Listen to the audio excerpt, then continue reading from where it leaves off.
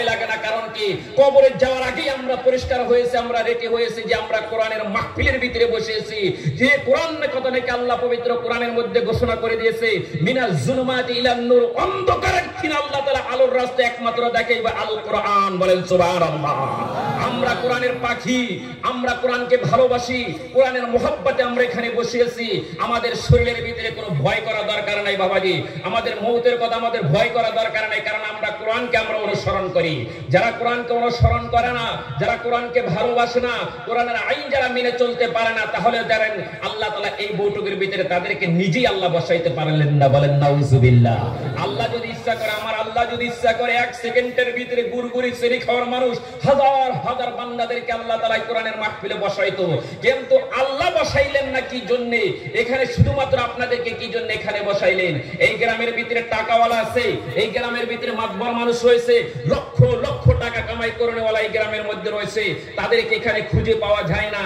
ওই যে বন্দিখানার ভিতরে বল খেলার যেটা কমিটি রয়েছে, খারাপ পাবেন না। আজকে আপনারা দেখেন সারা রাত কাটাইয়ে দিয়েছেন, কিন্তু আজকে যদি বলা হয় যে আজকে ধর্মীয় জলসা শোনার জন্য এসো, একটু পরে আপনাদের ভালো লাগবে না। পঞ্চায়েতের প্রেসিডেন্ট আছেন, এই গ্রামের মাতব্বর আছেন, দেওয়ানি আছেন, তাদেরকে এই সমস্ত মজমার ভিতরে ভালো লাগে না। কারণ কি বাবাজি, যে কলবের ভিতরে, যে মাতবরের ভিতরে, যে হাজি সাহেবের ভিতরে, যে আলেম সাহেবের ভিতরে, যে দেওয়ানি সাহেবের ভিতরে আল্লাহর কোরআন নাই, যে এই কোরআনকে তারা ভালোবাসে না, দুনিয়া বিনা ব্যস্ত রয়েছে, এই কোরআনের মাহফিলে যদি বসান তাদেরকে রশিদের টাইনাও রাখা যাবে না। কারণ রাত 10টা বাজার পরেই তিনিদের ঘুম এমন ভাবে লেগে যাবে বলে আমার শরীর ভালো না। বলবো না নাই বাবাজি? খারাপ পাইতেছেন কি? কারণ এই সমস্ত মজমার ভিতরে আল্লাহ তাদেরকে বসায় না। এই সমস্ত মজমার ভিতরে লক্ষ্য করে দেখবেন, যত জায়গায় ধর্মীয় জলসা হোক না কেন, যে জায়গার ভিতরে দ্বীনি তালিম হোক না কেন, শুধুমাত্র আমার মতন একজন নিরহ ইমানদার বান্দা এখানে বসার আল্লাহ তৌফিক দান করে। বলেন সুবহানাল্লাহ। আমরা নিজে নিজে ভাবি যে নিশ্চয় আমাদের মনকে দাম নাই, আমরা ভাবি যে আমাদের মনকে দাম নাই, আমাদের কোনো ইজ্জত নাই, কিন্তু আল্লাহ আপনাদেরকে সবচাইতে ইজ্জত দিয়েছে। যারা নাকি কোরআনের মাহফিলে বসার সঙ্গে সঙ্গে আল্লাহ তাআলা আপনার মাথার ভিতরে বৃষ্টির মতন রহমত বর্ষিত করে দিয়েছে। বলেন সুবহানাল্লাহ। আমরা ওই মায়ের সন্তান, যে মা নাকি বরফের আব্দুল কাদের জিলানীর মা, যেরকম মা ছিলেন কিঞ্চিত পরিমাণ আমলও আমার মা করেছে। করেছে না নাই বাবাজি? যে নাকি আজকে চেহারা দেখলে মানুষ খারাপ পায়। আজকে বহুত বহুত মানুষ আছেন, টাকাওয়ালা মানুষ আছেন, 4 লক্ষ টাকাতে হজ করার পরে বলতেছে আমাকে মানে না। খারাপ পাইন না? একটু উচিত কথা বলবো, খারাপ পাবেন কি বাবাজি? খারাপ পাইন না। ওয়াজ শুনবেন, পরে শুনবেন ইনশাআল্লাহ। হাসে না কথা কোনেওয়ালা হুজুর আসতেছে, কিছুগুলা কথা এখানে বাবা সৎ কথা আমার কওয়ার জন্য ইনশাআল্লাহ আগ্রহ এসেছে, সেজন্য আমি বলবো। কারণ বাবাজি 4 লক্ষ টাকাতে হজ করার পরে পরে ভাবতেছে আমি 4 লক্ষ টাকাতে হজ করলাম, কেন সমাজের ভিতরে আমাকে মানে না? এরকম আছে না নাই বাবাজি? আমি এত টাকাওয়ালা এই দুর্গীর অঞ্চলের ভিতরে আমাকে কেন ইজ্জত দেয় না, মনে মনে ভাবে। কিন্তু নিজেকে নিজে বড় হওয়ার জন্য সমাজের ভিতরে আগ বাড়াইয়া যায় না নাই বাবাজি? কিন্তু সমাজে তাকে দেখতে পায় না, ভালো পায় না, কিছুই দেখতে ভালো পায় না। কারণ কি বাবাজি? ওই সমস্ত বান্দাকে কেন ভালো পায় না? সেটা আল্লাহর তরফ থেকে ওই বান্দার ভিতরে মহব্বতটা আল্লাহ তুলে নিয়েছে। এই জন্যই তুলে নিয়েছে যে এই সমাজের ভিতরে যখন আমি ঢুকবো, ঢোকার সঙ্গে সঙ্গে যে দেওয়ানির ভিতরে, যে মাতবরের ভিতরে, যে আলেমের ভিতরে তাকাব্বুরি যেটা বলা হয়, যে নাকি কিবরি বলা হয়, যে কিবরির কথা বলে দিয়েছে। কিবর যে আল্লাহ তাআলা কোরআনের মধ্যে বলছে যে এই পৃথিবীর জমিনের ভিতরে যদি মনে মনে অহংকারী করে চলে, কিবর নিয়ে চলে, যদি বলে যে আমার মতন টাকাওয়ালা কেউ নাই, এই গ্রামের ভিতরে জনে বলে আমার মতন কেউ নাই, তাহলে ভাবতেছে আল্লাহ বলতেছে সে জানি আমি আল্লাহর চাদর নিয়ে টানাটানি করে। বলেন নাউজুবিল্লাহ। আল্লাহর যেটা চাদর রয়েছে, যে আল্লাহ কুদরতি আল্লাহ, যে আল্লাহ আমাকে সৃষ্টি না করলে দুনিয়া সৃষ্টি করতেন না, আল্লাহ আমাকে সৃষ্টি না করলে কেন আমি হইতাম না। আজকে দেখেন ওই আল্লাহ তাআলার যে চাদর নিয়ে আমরা টানাটানি যখন আমরা করেছি বাবাজি, নিশ্চয় আমাদের কবিরা গুনার মধ্যে লিপ্ত হয়েছি না নাই বাবাজি? সেই জন্য বাবাজি আমরা এখানে বসিয়েছি ওই আল্লাহর তাকওয়া নিয়ে, ওই আল্লাহর ভয় নিয়ে। যখন আমরা কোরআনের দিকে অগ্রসর হয়েছে, আল্লাহ তাআলা আমাদেরকে তিনটি বস্তু আমাদেরকে পুরস্কৃত করে দিয়েছে। বলেন সুবহানাল্লাহ। 3টি বস্তু আমাদেরকে আজকে গুরগুরি অঞ্চলের মধ্যে আল্লাহ তাআলা পুরস্কার দিয়েছে আমার আল্লাহ। 1 নম্বরে এই মজমার জরিয়তে বান্দাদেরকে কি জানে আল্লাহ হিদায়াতের ফয়সালা করে দিতে পারে। চিৎকার বলেন সুবহানাল্লাহ। 2 নম্বরে এই মজমার জরিয়তে আমরা যদি ভালো করে নিয়ত করে নিই, আল্লাহ এই মজমার ভিতরে বসেছে হুজুর যেগুলা কথা বলবো এই সমস্ত কথা আগামী কাল থেকে ইনশাআল্লাহ আমলে আনবো। আমলে আনার নিয়ত করে যদি এখানে তওবা করতে পারেন, এই মজমার জরিয়তে আল্লাহ তাআলা আপনাদেরকে तमाम জিন্দেগীর গুনাহগুলি maaf করে দেব। বলেন সুবহানাল্লাহ। 3 নম্বরে আমাদের নজর করতে হবে, আজকে যে মজমার ভিতরে আমি বসিয়েছি, এই মজমার ভিতরে বসার পর আল্লাহর নবী তো বলে দিয়েছে কোন বান্দা যদি কোরআনের মাহফিলে যদি ভালো নিয়ত নিয়ে বসে থাকে, তার মা বাবা থিনে নিয়ে তার 14 পুস্তান যারা কবরস্থানের মধ্যে রয়েছে আল্লাহ তাআলা কবরে আযাবকে বন্ধ রেখে দেয়। বলেন সুবহানাল্লাহ। ইনশাআল্লাহ আমরা আমাদের ভিতরে গৌরব, আজকে আমাদেরকে আল্লাহ তাআলা কোরআনের মাহফিলে বসাইছে। মনে চাই না যে কোরআনের মাহফিলে বসার জন্য, কিন্তু আমাদের মন আজকে এত ভালো হয়েছে যে আজকে কোরআনের মাহফিলে বসিয়েছি। মা বাবা কবর থেকে ইনশাআল্লাহ মুস্কি মুস্কি হাসি মেরে দিয়েছে। বলেন সুবহানাল্লাহ। কারণ ছেলে সন্তান যদি কবরের ভিতরে থাকে ইনশাআল্লাহ তার কবরের ভিতরে আজকে আনন্দিত হয়ে গেছে। খালি আমরা এখানে বসে থাকবো, যেরকম বাবা যে বাড়ির ভিতরে যদি একটা ফুর্তি করতে চাই, একটা মজা করতে চাই, একটা পার্টি করতে চাই, মনের ভিতরে কিরকম আনন্দিত লাগে বাবাজি।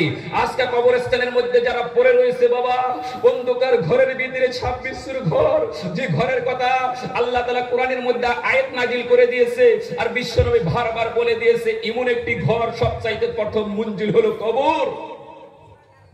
আজকে ওই কবরস্থানের ভিতরে বাবাজি আজকে সমস্ত কবরবাসী এত ফুর্তি করছে, পার্টি করছে, মজাক করছে যে আমার সন্তান আজকে ফুলের বাগিচার ভিতরে বসে রয়েছে। আর আল্লাহকে দেখাইছে, আল্লাহ তুমি তো বলছিলে কোন ছেলে সন্তান যদি কোরআনের দিকে অগ্রসর হয়, কোরআনের পাখি হয়ে যায়, ওই সন্তানের জরিতে আল্লাহ ছেলে সন্তান মা বাবার কবরে আযাব মাফ করে দেয়। দেখো আল্লাহ, আমি 10টা মাস 10 দিন পর্যন্ত পেটের ভিতরে বোঝা পাইছি, কত কষ্ট করেছি।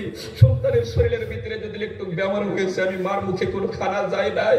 আজকে দেখো আমার কোরআনের পাখি হয়ে কোরআনের দিকে অগ্রসর হয়ে হুজুরদের আলেমদের কথা শুনতেছি। আল্লাহ আমি কবরের ভিতরে অন্ধকারের মধ্যে রয়েছি, তুমি তো বলছিলে কোন ছেলে সন্তান যদি কবরস্থানের মধ্যে গিয়ে আল্লাহর কাছে হাত তোলে, এই কবরস্থান উন্নত কল্পে বসে যদি কোরআনের দিকে তাকায়, যদি এইবার কোন ছেলে সন্তান যদি আল্লাহর পবিত্র কোরআন থেকে তেলাওয়াত শুনে, মিনাজ জুলুমাতি ইলান নূর, যে নাকি অন্ধকারের থেকে আলোর রাস্তা দেখায়া যায়, আমার সন্তানের জরিয়তে আল্লাহ আমাকে কবরের ভিতরে তুমি জান্নাতে আলো পৌঁছায় দাও। সকলে বলেন আমিন। ইনশাআল্লাহ মা বাবা আজকে কবরের ভিতরে শুয়ে বসে রয়েছে, আমাদের জন্য গৌরব যে ইনশাআল্লাহ মা বাবাকে আল্লাহ কবরস্থানের ভিতরে নূরের আলো বানায় দিয়েছে। সকলে বলেন আমিন। কিন্তু নিয়ত থাকতে হবে তিনটি, ওই 3টি নিয়তের বাইরে কেউ চলে যায় না। কিন্তু সর্বপ্রথম আল্লাহর কাছে আমাদের হেদায়েত চাইতে লাগবে। চামুতো নাকি ইনশাআল্লাহ? কার কার ইনশাআল্লাহ হেদায়েত চাওয়ার জন্য আল্লাহর কাছে নিয়ত আছে? একবার হাত তুলি ইনশাআল্লাহ। নারে তাকবীর। ওই যে দেখো ডাকিতাছে বাবা কবরের মাটি, সন্ধ্যার আগে যেদিন ডুবে রে বাহালা, এক পলকে ভেঙ্গি যাবি বাবা রঙ্গের মহালা। আরে কারে দিছো তুমি জোরে দমক, কারে দিছো তুমি জোরে দমক, কার মাথায় বাঙ্গি বালাহাটি। ওই যে দেখো ডাকিতাছে বাবা কবরের মাটি। হাসান আমিসা বাবাজি। ওই যে দেখো ডাকিতাছে বাবা কবরের মাটি, খবর পায়া আসবো হাতি অসহজ, চতুর্দিকে বসে বসে তারা কান্দিবে তখন। আরে সাজাইবি তোমায় মনের মতন, সাজাইবি তোমায় মনের মতন, কি সুন্দর পরিপাটি।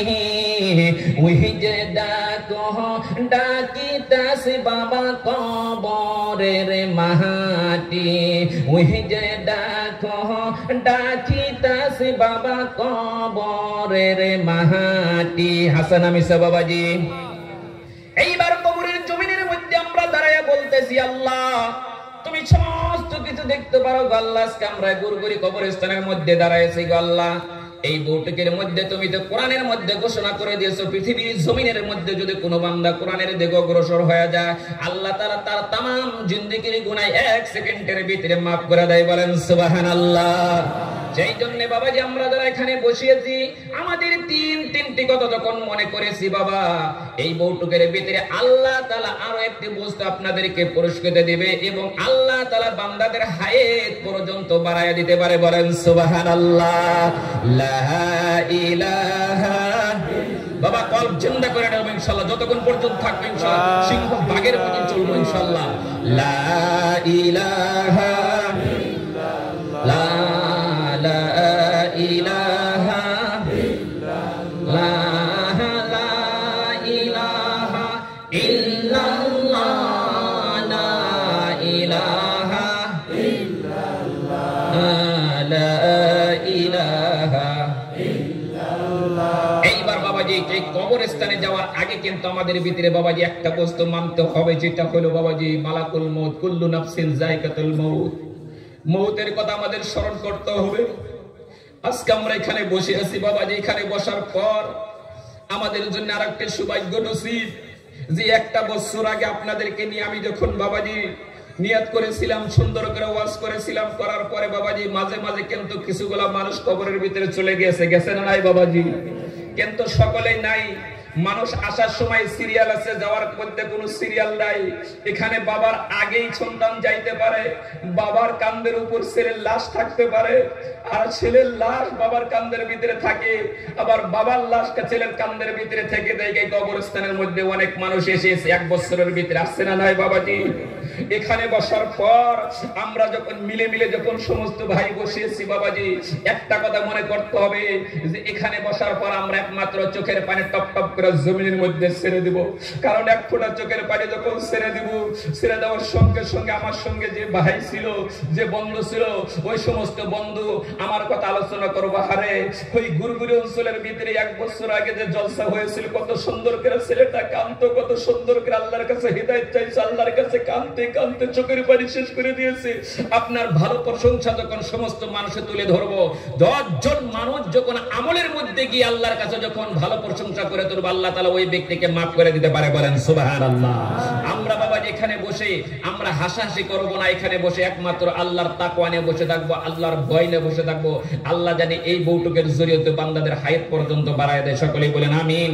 এই মালাকুল মউতের কথা একটা বার আপনাদের সম্মুখে তুলে ধরছি যে মালাকুল মউত এমন একটা ভয়ানক মালাকুল মউত বাবাজি। একটা হাদিসের মধ্যে ওই দিন দেখলাম ঈসা আলাইহিস সালামের জামানার ভিতরে বাবাজি এমন একটা ঘটনা হয়ে গেছে বাবা, মালাকুল মউতের কথা আপনাদের সম্মুখে আমি তুলে ধরছি।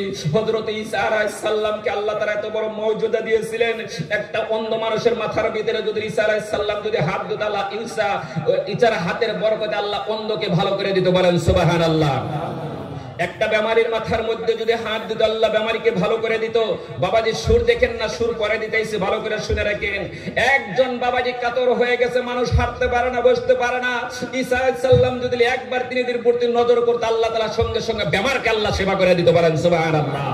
ঈসা আলাইহিস সালাম যখন রাস্তার মধ্যে হেঁটে গিয়েছেন, যাইতে যাইতে যায় দেখেন যে সম্মুখে কিছুগুলা যুবকের মতন দেখা যায়। ওই যুবকের দলকে যখন জিজ্ঞাসা করছে, হে ভাইরা তোমরা এখানে কি করো? ওই হুজুর ছেলেরা যখন বলতেছে আমরা কি কাজ করি আপনাকে বলার জন্য নাকি আমরা এখানে বসে আছি। বলছে আপনি কে? বলছে ভাই ছেড়ে দাও, ছেড়ে দাও, তোমরা কলেমা পড়ে মুসলমানের ভিতরে দাখিল হয়ে যাও। বলছে কি কলেমা পড়বো? লা ইলাহা ইল্লাল্লাহ ঈসা রাহুল্লাহ, তোমরা কলেমা পড়ে নাও। ওই সময় বলছে আপনার কলেমা পড়তে পারেন, আপনি ঈসা আলাইহিস সালাম হইতে পারেন না, কোন নবী হইতে পারেন না। আপনি যদি সঠিক নবী হইতে পারেন, আপনি আমাদেরকে প্রমাণ দেখায় দেন। একটা বস্তু যদি আমাদেরকে প্রমাণ দেখাইতে পারেন, আপনার হাত ধরে ধরে সঙ্গে আমরা মুসলমানের ভিতরে দাখিল হয়ে যাব। বলছে কি প্রমাণ? এক নম্বর সম্মুখে একটা কবরস্থান দেখা যায়। এই কবরের মধ্যে হযরত নূহ আলাইহিস সালামের ছেলে হযরত শাম আজকাল লক্ষ লক্ষ বছর আগে দুনিয়ায় থেকে চলে গিয়েছে, হাজার হাজার বছর আগে চলে গিয়েছে। যে শাম নাকি এত লম্বা ছিলেন, 170 হাত লম্বা ছিলেন, সে শামের কবর থেকে যদি আপনি শামকে জিন্দা করে দিতে পারেন, তারপর আপনার হাত ধরে ধরে কলেমা পড়ে মুসলমান হয়ে যাব। এবার ঈসা আলাইহিস সালাম বড় টেনশনের মধ্যে পড়ে গেল, হায় রে হায়, এই শাম হাজার হাজার বছর আগে শাম বিদায় হয়েছে, আজকে বলছে শামকে কবর থেকে জিন্দা করে দেওয়ার জন্য বলছে আমি সাল্লাল্লাহু আলাইহি সাল্লামকে মৃত মানুষকে জিন্দা করে দিতে পারবো। আল্লাহর কাছে অনেক টেনশনের মধ্যে পড়ে গেল। এইবার বলতেছেন হযরত জিবরাইল কানের মধ্যে শোনায় দিয়েছে, ঈসা তোমার কোনো টেনশন করা দরকার নাই। আল্লাহ তাআলার ঘোষণা হয়েছে আপনি যদি মৃত বান্দাকে ডাক দেন, আমার আল্লাহ জিন্দা করে দেওয়ার জন্য রীতি আছে। বলেন সুবহানাল্লাহ।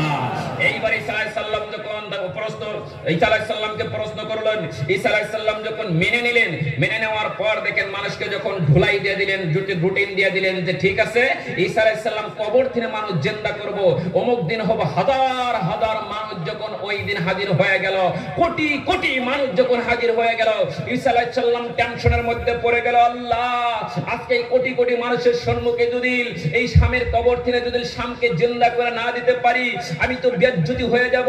আল্লাহর কাছে যখন চোখের পানি জুর জুর করে ছেড়ে দিলেন, ছেড়ে দেওয়ার সঙ্গে সঙ্গে এইবার শাম খালি ডাক দিলেন, কুম বিইজনিল্লাহ বলে যখন ডাক দিয়েছিলেন, আল্লাহ তাআলা হযরত ঈসা আলাইহিস সালামের ডাকের জরিয়তে আমার আল্লাহ তাআলা হযরত শামকে, মৃত শামকে জিন্দা করে দিল। বলেন সুবহানাল্লাহ, নারে তাকবীর।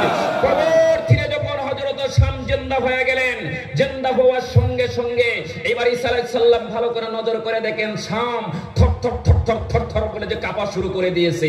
হযরত ঈসা আলাইহিস সালাম টেনশনে পড়ে গেল, হায় রে হায়, এই শাম কবর থেকে দাঁড়ায় গেলেন, আমাকে সালাম দিলেন, সালাম দেওয়ার পরে এত থর থর থর থর বলে কাঁপে। আমি শুনেছি বনি ইসরাইলের আগে যতগুলো নবী দুনিয়ার মধ্যে থেকে চলে গেছে, কোন নবীর চুল তো পাকে নাই, হযরত শামের দেখা যায় চুল পাকা দেখা যায়, দাড়ি পাকা দেখা যায়, কারণ কি? আর থর থর থর থর বলে কি জন্য কাঁপছে? হযরত ঈসা আলাইহিস সালাম যখন জিজ্ঞাসা করলো, হে শাম, তুমি এরকম থর থর থর থর থর থর বলে কাঁপা শুরু কি জন্য দিয়েছো?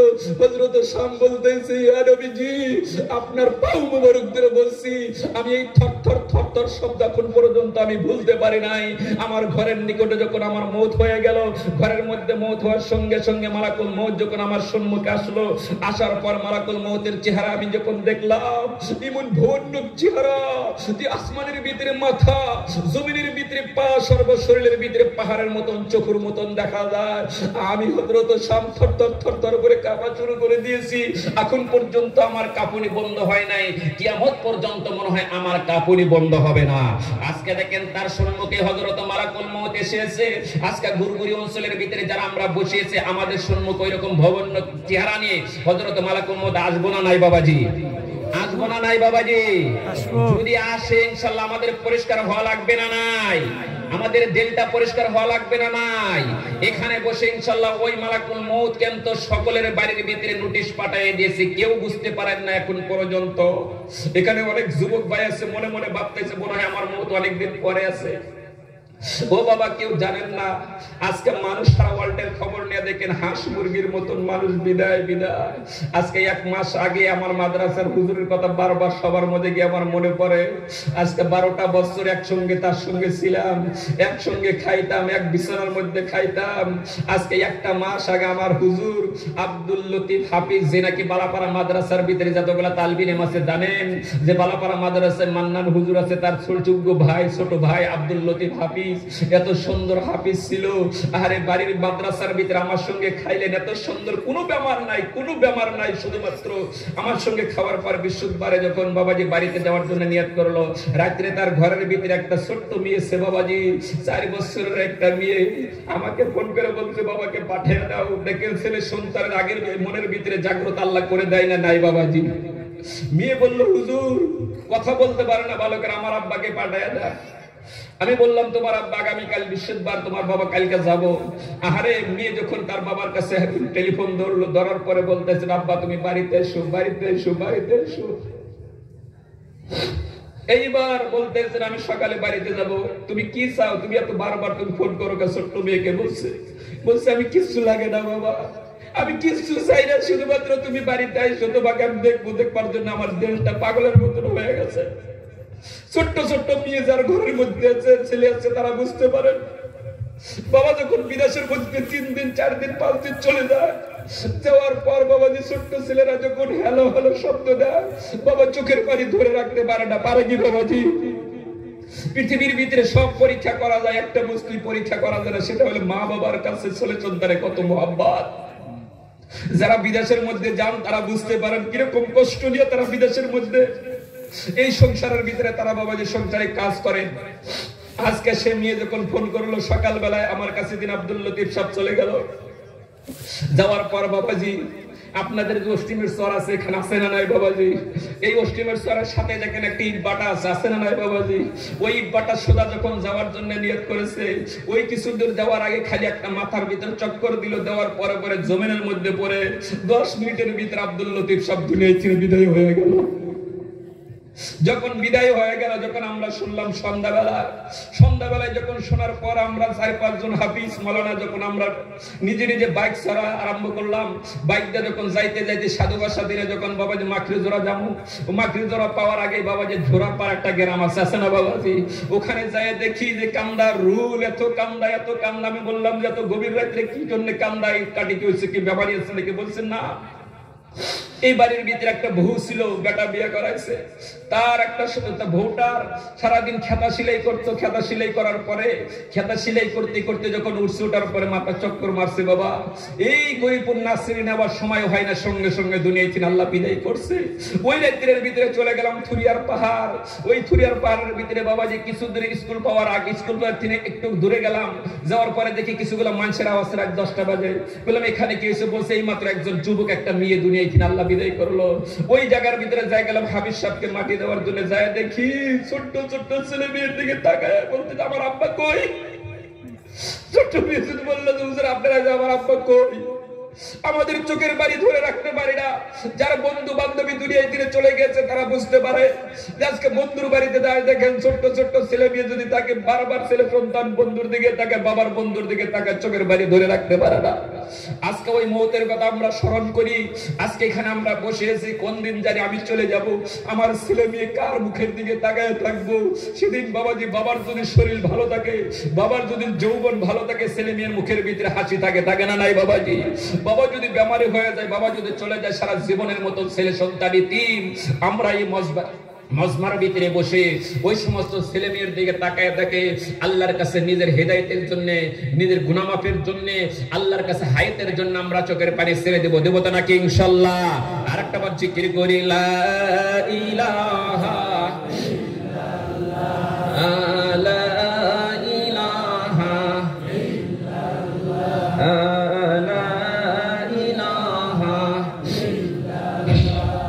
এইবার বাবাজি আমরা যে জাহান্নামের রাস্তায় চলবো, আমরা যে হুজুরদের কথা বিশ্বাস করব না, আল্লাহর নবীর কাছে হযরত জিবরাইল কানের মধ্যে পৌঁছায়া দিয়েছে।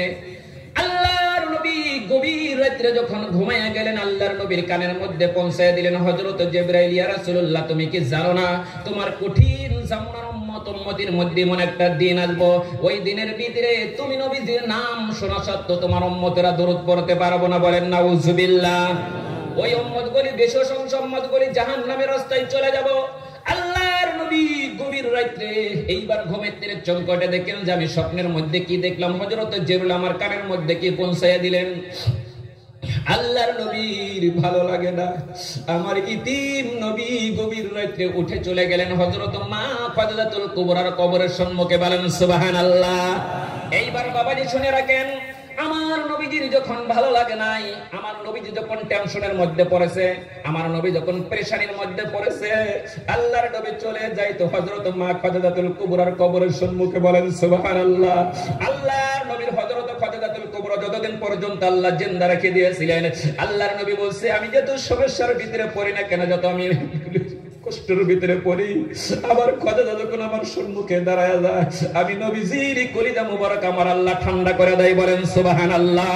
সেই জন্য মা তোমরা ভালো করে শুনে রাখো, আজকে গুরগুরি অঞ্চলের ভিতরে খালি পুরুষদেরকে বলি না রে মা, তোমাদেরকে লক্ষ্য করে কথা বলছি রে মা।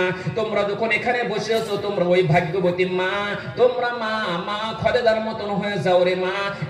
একবার যদি খদেদার মতন কোন মা হইতে পারো রে মা, তোমার ঘরের ভিতরে পরিয়ালের কোনো ভয় নাই, কোনো টেনশন নাই, তোমার স্বামীর কোনো টেনশন নাই, ভয় নাই, কারণ ওই ঘরের ভিতরে আল্লাহর রহমত বৃষ্টির মতন বর্ষিত হয়। বলেন সুবহানাল্লাহ।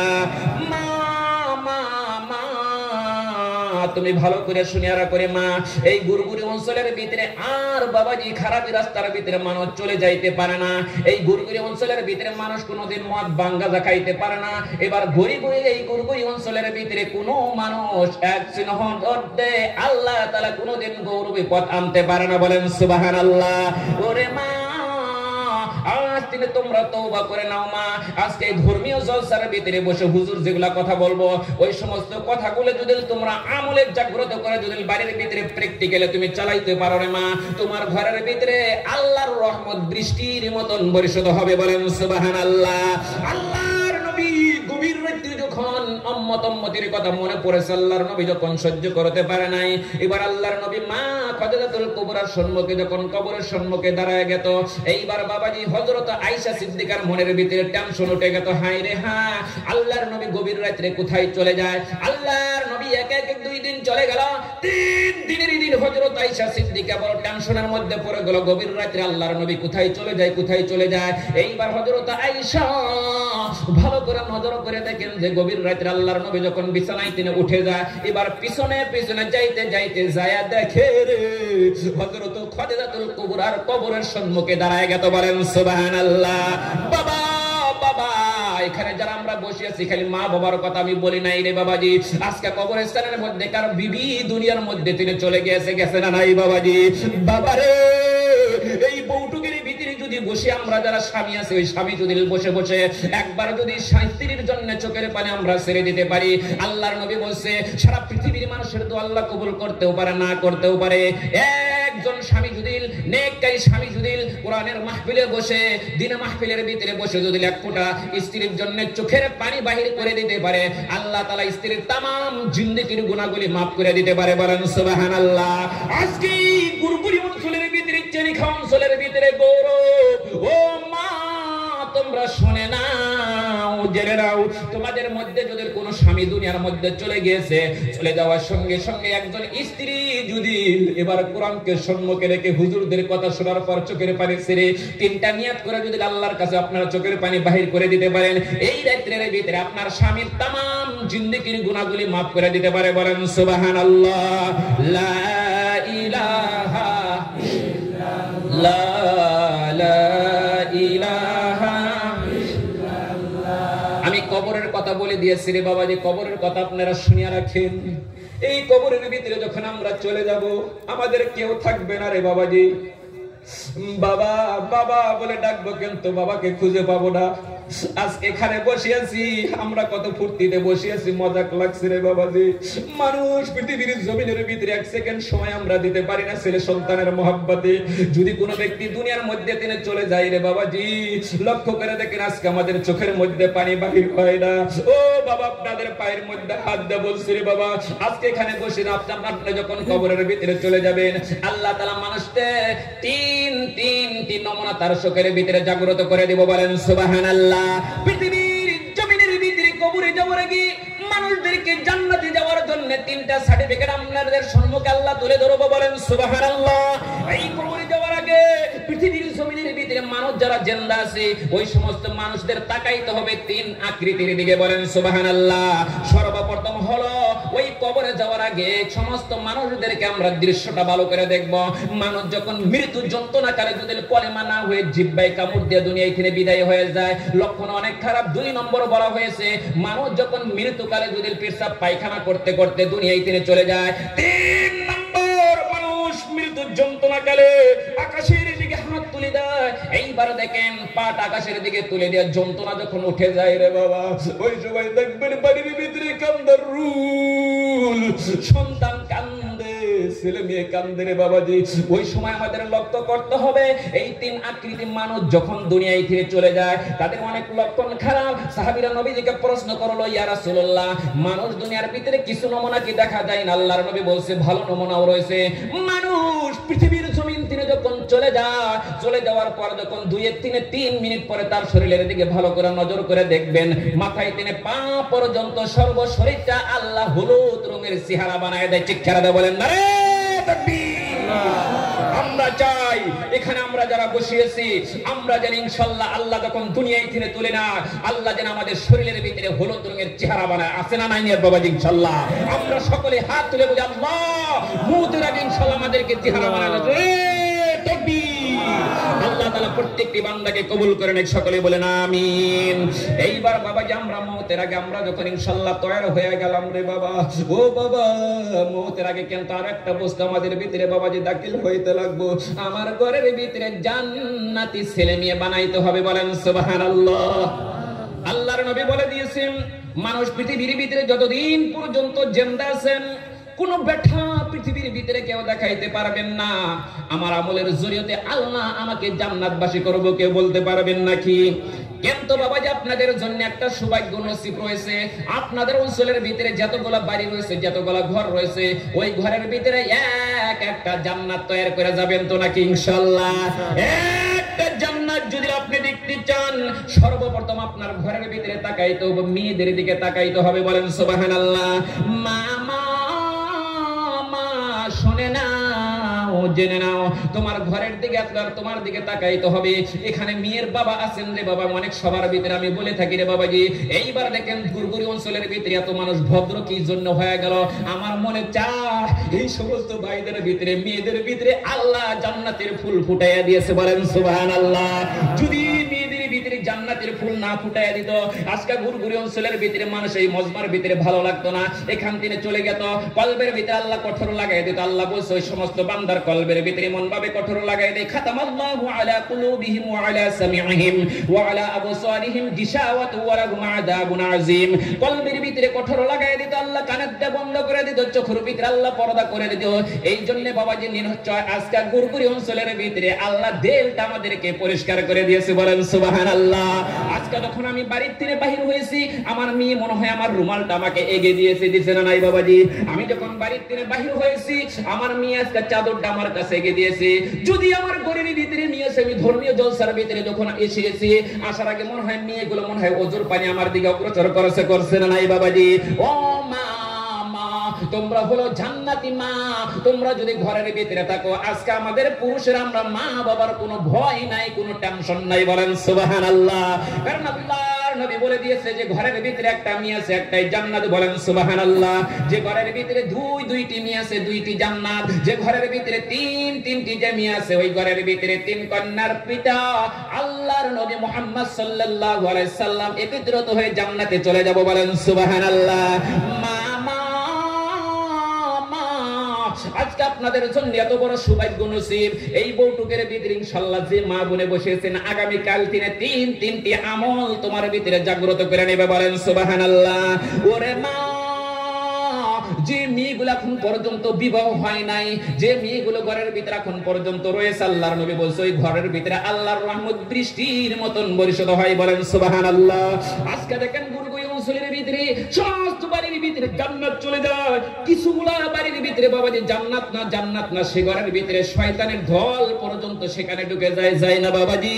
যদি কোন ঘরের মধ্যে যদি উপযুক্ত একটা মেয়ে আছে, ওই ঘরের ভিতরে যদি মা তোমার ঘরের ভিতরে মেয়েদেরকে যদি লই তিনটি আশিক যদি তোমার শরীরের ভিতরে না লাগাইতে পারো রে মা, তোমার ঘরের ভিতরে ফেরেশতা ঢুকবে না, আল্লাহর রহমত ঢুকবে না, সরাসরি শয়তানের দল সে ঘরের ভিতরে ঢুকে যাবে। বলেন নাউজুবিল্লাহ। মামা, এক নম্বরে বাবাদেরকে আমি বলে দিয়েছি, মেয়ের দিকে লক্ষ্য করে তোমাদের কাজ করতে হবে। সর্বপ্রথম আল্লাহর তাকওয়া, নামাজ আদায় করতে হবে। বলেন সুবহানাল্লাহ। 2 নম্বরে পর্দার কথা বলে দিয়েছি। ঈমান নবী যদি যারা বাবা আছি, ওই ভাগ্যবতী বাবা, যে বাবার কথা আল্লাহর নবী বলছে মানুষের আমলের কোনো গ্যারান্টি নাই, মানুষ জীবনে যতগুলো আমল করেছে আমলের কোনো গ্যারান্টি নাই। একটা আমল রয়েছে, কোন ছেলে সন্তান যদি আপনি জান্নাতি বানাইতে পারেন, আপনার সন্তান যদি আজকে কোরআনের মাহফিলে বসে চোখের পানি বাহির করতে পারে, আল্লাহর নবী বলছে সারা পৃথিবীর মানুষের দোয়া আল্লাহ কবুল করতেও না করতেও পারে, কিন্তু কোন ছেলে মেয়ে যদি বাবা মার জন্য চোখের পানি ছেড়ে দেয়, আমার আল্লাহ ছেলে সন্তানের চোখের পানির জরিয়তে বাবার তামাম জিন্দেগির গুনাহগুলি maaf করে দিতে পারে। বলেন সুবহানাল্লাহ। ও মুসলমান শুনে নাও, আজকে যারা এখানে বসে আছে ইনশাআল্লাহ প্রথম আপনাদের সিঁড়ির ভিতরে কদম দিতে হবে, মৃত সিঁড়ি। আজকে মৃত সিঁড়ির ভিতরে বাবা কেউ খারাপ পাবেন না। আমি 3-4 দিন আগে আমাদের গ্রামের ভিতরে আমার মাদ্রাসার সেক্রেটারি শুকুর আলী মাস্টার যখন দুনিয়ায় ছেড়ে চলে যায়, আমি লক্ষ্য করে দেখছি, আমি চোখের পানি ধরে রাখতে পারি না। কিছুগুলো দৃশ্য হাদিস কোরআনের সাথে মিল কিরকম মালায় নিজে দেখলাম। ওই দিনকে প্র্যাকটিক্যালে দেখলাম তার ঘরের ভিতরে একটা মেয়ে আছে মর্জিনা খাতুন, আর এইবার মেট্রিক পরীক্ষা দিবে। বাবার মৃত্যু যখন যন্ত্রণা উঠে গেল, আমাকে টেলিফোন করলো, মাদ্রাসায় নেমে আসলাম। আমার আদম হুজুর আমার নানা ভালো করে জানে যে ওই শুকুর আলী মাস্টারের ঘরের ভিতরে একটা মেয়ে আছে। ওই মেয়েটা বাবার মৃত্যু যন্ত্রণা গেলে ঘরের মধ্যে সন্তান আছে, কিচ্ছু নাই। বাবাকে বলে, বাবা তুমি একটা কথা বলো, আমাকে একটা তুমি মর্জিনা বলে ডাক দাও, তোমার কাছে আমি কিচ্ছু চাই না বাবা, তুমি খালি একটা আমাকে ডাক দাও। বারবার কেউ যখন ধরে রাখতে পারে না, মেয়েটা এবার বাবাকে কি করলো, হাজার হাজার মানুষকে ফাঁড়ি দিয়ে বলতে আমার জীবনটা ভাই করে দাও, আমার বাবাকে আমি বুকের মধ্যে নিতে চাই। একজন মেয়ে বাবার জন্য এত আশিক, মৃত্যু যন্ত্রণা কালে বলতেছেন আরে বাবা যদি আমাকে একটাবার ডাক দিতে আর আমার কিছু লাগতো না। এইবার দেখেন ফারিদা ঢুকার পর বুকের মধ্যে জড়ানো বলছে বাবা তুমি একটা আমার কাছে কথা বলো। কারণ বাবার যখন মৃত্যু যন্ত্রণা উঠে যায়, বাবার যখন বেমার উঠে যায়, মেয়ে যদি ঘরের ভিতরে যাদের আছে তারা বুঝতে পারে কত বড় কষ্ট। মেয়েগুলি চোখের পানি ধরে রাখতে পারে না, মেয়েগুলি চায় আল্লাহ আমাকে তুমি দুনিয়ায় তুলে নাও, বাবাকে তুমি তুলে দিও না, বাবা কবরের ভিতরে চলে যাব। আমরা মেয়েরা চোখের পানি ধরে রাখতে পারবো না। আজকে ছেলে সন্তান যখন বিবাহ করাইছেন, ছেলেকে বিয়ে করার পরে লক্ষ্য করে দেখবেন বাবা মার প্রতি আক্রোশক মহব্বত কিছু কমে যায়, যায় না নাই বাবাজি? কিন্তু লক্ষ্য করে দেখেন যার ঘরের ভিতরে মেয়ে আছে, বাবা আপনার মেয়ের আজকে 3-4টা ছেলে সন্তান আল্লাহ দিয়েছে, কিন্তু 1 ইঞ্চি পরিমাণ পর্যন্ত আল্লাহ মহব্বত ভুলে যায় নাই। স্বামীর বাড়িতে যদি ভালো মন্দ একটা খানা তৈরি করে, আহারে কিছুগুলা মেয়ে আছে ওই খানা সম্মুখে দিয়ে জোর করে চোখের পানি ছেড়ে দেয়। আজকে আমার বাবা যদি থাকতো, আমি বাবা কত্তর ভরে গাই বসায় খাওয়াইতাম। কিন্তু বাবাজি আজকে মেয়েগুলো যখন শুনবো বাবার শরীরের ভিতরে আঘাত, বাবার শরীরের ভিতরে বাবা এত প্রচন্ড জ্বর উঠেছে, বাবার শরীরের ভিতরে বেমার উঠেছে, মেয়েগুলি স্বামীর বাড়ির তিনি বলে বাবার সিতারে বসে চোখের বাড়ি জোর করে ছেড়ে দেয়, বলে আল্লাহ আমি কিচ্ছু চাই না, আমার বাবাকে চাই আল্লাহ। আজকে এই বাড়ির ভিতরে শুধুমাত্র একটাই আমার প্রেমিকা, একটাই আমার ভালোবাসা, একটাই আমার আনন্দ, সেটা হলো আমার বাবা। পৃথিবীর জমিনের ভিতরে আমরা যারা বাবা আছি, আমরা মেয়েদেরকে এমন ভাবে আমরা আলোচনা করে যাই, মেয়েরা জানি হর হালতে সারা জীবন জানি আমার ভালো প্রশংসা করে নেয়।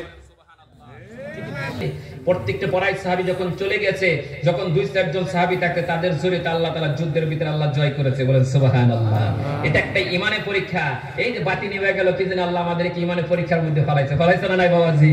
এই বাতির মধ্যে কিছু চিটাগুলো উড়েও যাইতে পারে, কিন্তু আমরা দানা হয়ে বসে আছি। আমরা ভাগ্যবতী ভাইয়ের বাবার, আমরা ভাগ্যবতী সন্তানের বাবা হয়ে এখানে বসে আছি। ওই মেয়ের কথা আমি আপনাদের সম্মুখে তুলে ধরছি, যে মেয়ে বাবাজি লক্ষ্য করে দেখেন, আপনার যখন মৃত্যু যন্ত্রণা উঠে গেল, ওটার পর দেখবেন চতুর্দিকে ঘরের দিকে লক্ষ্য করে দেখবেন বাড়ি ঘরের ভিতরে আত্মীয় স্বজন একদম ভর্তি হয়ে গেছে। ভর্তি হওয়ার সঙ্গে সঙ্গে নজর করে দেখবেন একজন আপনার সুন্দর যদি মেয়ে, এবার ওই সুন্দরী মেয়ে যদি আপনার সিতারে বসে, ওই জান্নাতি মেয়ে যদি একবার যদি বলে আল্লাহ আমার বাবা তো আজকে দুনিয়ায় থেকে চলে যায়, বাবা কেন কথা বলতে পারে না, বাবা আমাকে কেন ডাক দিতে পারে না, আল্লাহ আমার বাবা যদি ডাক দিত সর্বপ্রথম আমাকে নামাজের কথা বলতো, বাবা আমাকে পর্দার কথা বলতো, বাবা আমাকে মিষ্টি মিষ্টি কথা বলতো, আজকে বাবা কেন কথা বলতে পারে না গো আল্লাহ। বাবার ভালো প্রশংসা করতে করতে করতে করতে যদি ওই মেয়ের হাতের জড়িয়তে যদি 1 ফোঁটা পানি যদি মুখের ভিতরে দিতে পারে, আল্লাহর নবী বলছে 1 ফোঁটা পানির জড়িয়তে ওই বাবাকে আল্লাহ মওতের সময় পবিত্র করে নসিব করে দেয়। চিৎকার দিয়ে বলেন সুবহানাল্লাহ। আমরা ওই মেয়েকে চাই যে মেয়ে আমি মৃত্যু আগেও পরেও সব সময় আমাকে ভালো প্রশংসা করে নেবে। আজকে এই অঞ্চলের ভিতরে জানি হই না, এত হতবাগী হই না। আমি যখন দুনিয়ায় তীরে চলে যাওয়ার আগে যেন আমার মেয়েগুলো যেন এরকম খারাপই আলোচনা করে না যে আজকে আমার বাবা দুনিয়ায় তীরে চলে গেছে, যদি থাকতো আজকে এই নিউজের ভিতরে দেখা যায়, অ্যাডভার্টাইজের মধ্যে দেখা যায় কত ডিজাইনের কাপড় বাহির হয়েছে, যদি আমার বাবা থাকতো মনে হয় ডিজাইনের কাপড় মনে হয় সকলের আগে আমাকে পৌঁছায় দিত। আজকে বাবা নাই দেখে আমার শরীরে কাপড় নাই, আরে বাবা যতদিন পর্যন্ত জিন্দা ছিল কিরণমালা পোশাক করতাম, এরকম অনেক নায়িকার নাম নিয়ে তারা বলে নাই বাবাজি? আজকে ওই সমস্ত মেয়েগুলো যদি বাবার ভালো প্রশংসা না করে এই খারাপি প্রশংসা যখন তুলে ধরবো, বাবা তুমি 4 লক্ষ টাকা দা হজ করে এসেছো আর বলতেছো আমি জান্নাতি, না বাবা আজকে তোমার মেয়ে যখন ওই প্রশংসা করে দিব, তুমি একজন জাহান্নামে যে চলে যাবা। তুমি মউত কালে আল্লাহ তাআলা তোমাকে 3 আকৃতিতে আল্লাহ বেজ্জতি করতে করতে দুনিয়া থেকে বিদায় করব, বলেন নাউজুবিল্লাহ। মানুষের বেজ্জতি কি বাবাজি? মানুষ মৃত্যু গেলে আমরা কিচ্ছু চাই না বাবা। যেখানে যারা বসে আছি, এই যে জিহ্বায় কামড় দেওয়া, যুবকদেরকে প্রথম আমি বলছি জিহ্বায় কামড় দেওয়াটা লক্ষণ দেখবেন। আজকে হঠাৎ মৃত্যু আমাদের মধ্যে হইতেছে না নাই বাবাজি? হঠাৎ মৃত্যু আপনাদের এলাকা হয় না নাই? গাড়ি অ্যাক্সিডেন্ট হইতে পারে, কিভাবে একটা হঠাৎ মৃত্যু হইতেছে, গাড়ি রাস্তার মধ্যে চলে গেছে, বিভিন্ন একটা অ্যাক্সিডেন্ট হইতে পারে। কিন্তু বাবাজি লক্ষ্য করে দেখেন হঠাৎ মৃত্যুর কথা আপনাদের সম্মুখে আমি তুলে ধরছি। আল্লাহর নবী বলছে একজন মানুষ যখন বেমারি হয়ে যায়, ওই বেমারিকে দেখার জন্য হাজার হাজার মানুষ যখন চলে যায়, একজন বেমারি দেখাটা আল্লাহর নবীর সুন্নত, বলেন সুবহানাল্লাহ। যখন এই বাবার বেমার হইলে আমি হাত ধরলাম, বাবা আপনার সঙ্গে অনেকদিন নড়াচড়া করছি, বহুত আলোচনা করছি, কি যেন আমার বাসার মধ্যে ভুল হয়ে যায়, আমরা বেমারি দেখবার যা বলি না নাই বাবা বাবাজি, আল্লাহ রাস্তায় আমাকে মাপ দেন। যখন আপনার কাছে হাজার হাজার মানুষ মাপ নেওয়ার জন্য চলে যাব, আল্লাহ তাআলা আপনার গুনাহ, সমস্ত গুনাহ মাফ করে দেয়। বলেন সুবহানাল্লাহ। ইমন হতভাগী যুবক আরে বুকে আয় হায় রে আই মুহাম্মাদি কামিলে ওয়ালা, আই রে আমার বুকে আয় পীরে ওলি দরবে যারা, দজ বিদাশ গোরেন তারা, পীরে ওলি দরবে যারা, দজ বিদাশ গোরেন তারা। কান্দে নয় ভিক্ষার ঝনি বাবা, কান্দে নয় ভিক্ষার ঝনি, বাস করিছেন গাস্তানা, আই মুহাম্মদ কামিলে ওয়ালা, আই রে আমার বুকে আয়, আই মুহাম্মদ কামিলে ওয়ালা, আই রে আমার বুকে আয়। এইবার বাবাজি ওই যখন ভালো প্রশংসা করবো আল্লাহ জান্নাতে দিবে, আর খারাপই প্রশংসা করবো আল্লাহ জাহান্নামে তুলে দিবে। কিন্তু বাবাজি তার আগে আমরা তৈরি হয়ে যাই আজকে ধর্মীয় জলসার ভিতরে কিছুগুলো বস্তু আমরা শিখবো তো নাকি ইনশাআল্লাহ? ইনশাআল্লাহ আমরা কমসে কম এই 4টা আমল আমরা জিন্দা করে নেই। 4টা আমল যদি আমরা জিন্দা করে নিতে পারি, তাহলে বাবাজি ঘরের ভিতরে আল্লাহর রহমত দৃষ্টির মতন বর্ষিত হবে না নাই বাবাজি?